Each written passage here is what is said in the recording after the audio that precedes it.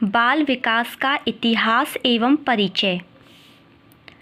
विकास की प्रक्रिया निरंतर चलती रहती है, कभी भी समाप्त नहीं होती। तो विकास की प्रक्रिया ऐसी प्रक्रिया है जो निरंतर चलती रहती है। मानव का अध्ययन प्राकृतिक विज्ञान और मनोविज्ञान दोनों में किया जाता है। किस किस में? प्राकृतिक विज्ञान और मनोविज्ञान।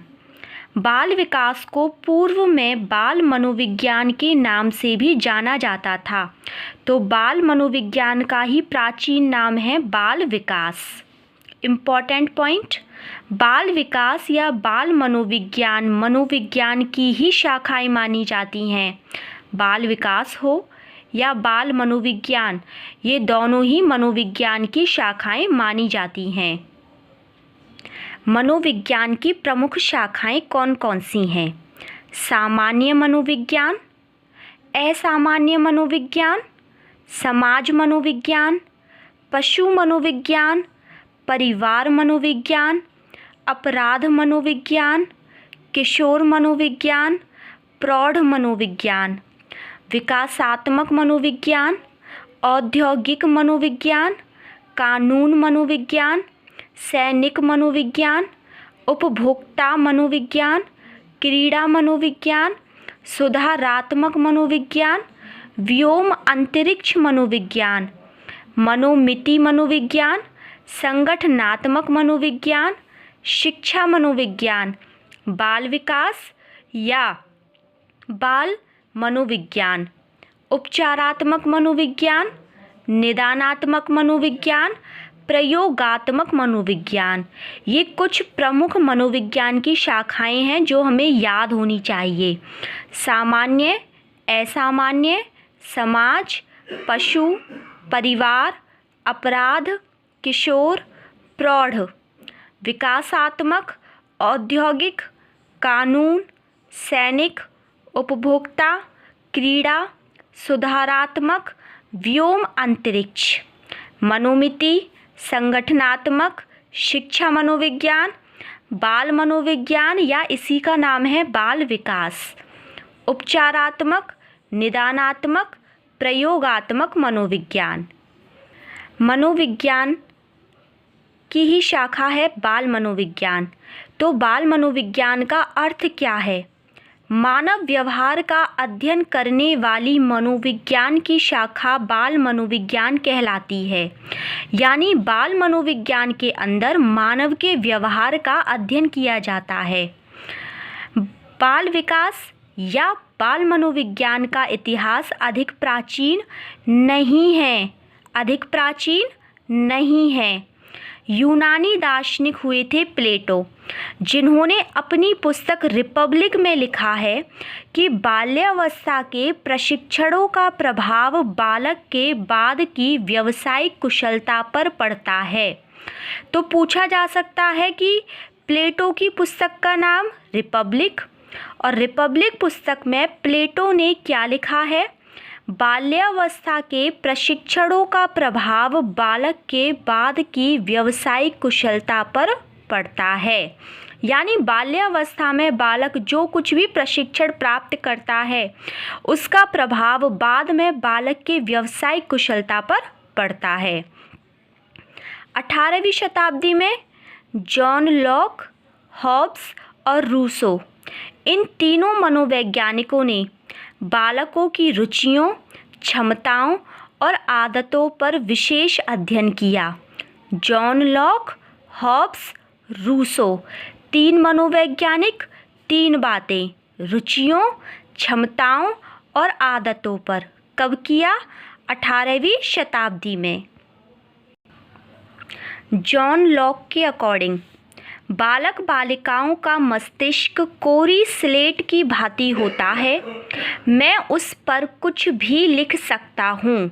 तो जॉन लॉक क्या कहते हैं कि बालक और बालिकाओं का जो मस्तिष्क होता है वो कोरी स्लेट की भांति होता है और मैं उस पर कुछ भी लिख सकता हूँ। तो बालक बालिकाओं का मस्तिष्क कोरी स्लेट किसने कहा है? जॉन लॉक ने। बालक बालिकाओं को किसी भी उम्र में कुछ भी सिखाया जा सकता है, ऐसा भी किसने कहा है? जॉन लॉक में। तो जॉन लॉक के अकॉर्डिंग 2 पॉइंट्स हैं जो हमें याद रखने हैं। मस्तिष्क को कोरी स्लेट कहा है और किसी भी उम्र में कुछ भी सिखाया जा सकता है। जॉन लॉक के बाद बारी आती है रूसो की।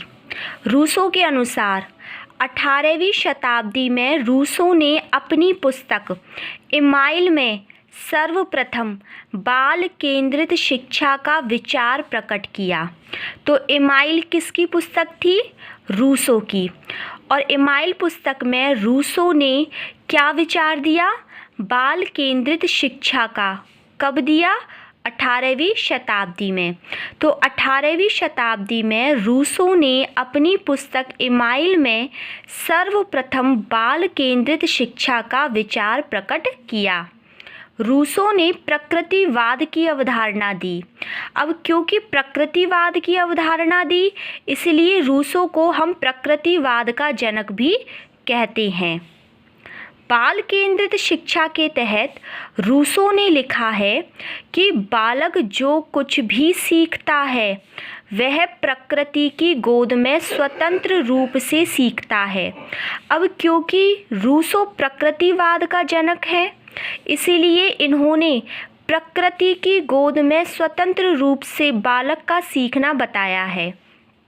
बालक एक पुस्तक के समान होता है, अतः सभी अध्यापकों को उस पुस्तक का अध्ययन करना चाहिए। तो रूसो के अकॉर्डिंग बालक कैसा होता है? एक पुस्तक के समान होता है और सभी अध्यापकों को उस पुस्तक का अध्ययन करना चाहिए। तो रूसो के अकॉर्डिंग हमें कुछ फैक्ट याद रखने हैं। 18वीं शताब्दी, इनकी पुस्तक इमाइल में बाल केंद्रित शिक्षा का विचार दिया गया। इन्हें प्रकृतिवाद का जनक कहा गया। इनके अकॉर्डिंग बालक जो कुछ भी सीखता है वो प्रकृति की गोद में स्वतंत्र रूप से सीखता है। और इनके अकॉर्डिंग बालक एक पुस्तक के समान है, इसलिए सभी अध्यापकों को उस पुस्तक का अध्ययन करना चाहिए। 1628 में एमोस कैमेनियस द्वारा बाल विकास के लिए एक स्कूल इन्फेंसी नामक पुस्तक की रचना की। स्कूल इन्फेंसी पुस्तक किसने रचना की? एमोस कैमेनियस। कब की? 1628 में। 1628 एमोस कैमेनियस स्कूल इन्फेंसी नामक पुस्तक। 1774 में बाल विकास के श्रेष्ठ अध्ययन के लिए पेस्टोलॉजी ने अपने ही 3 वर्षीय बालक पर अध्ययन करके बेबी बायोग्राफी या बेबी बॉय बायोग्राफी नामक पुस्तक की रचना की।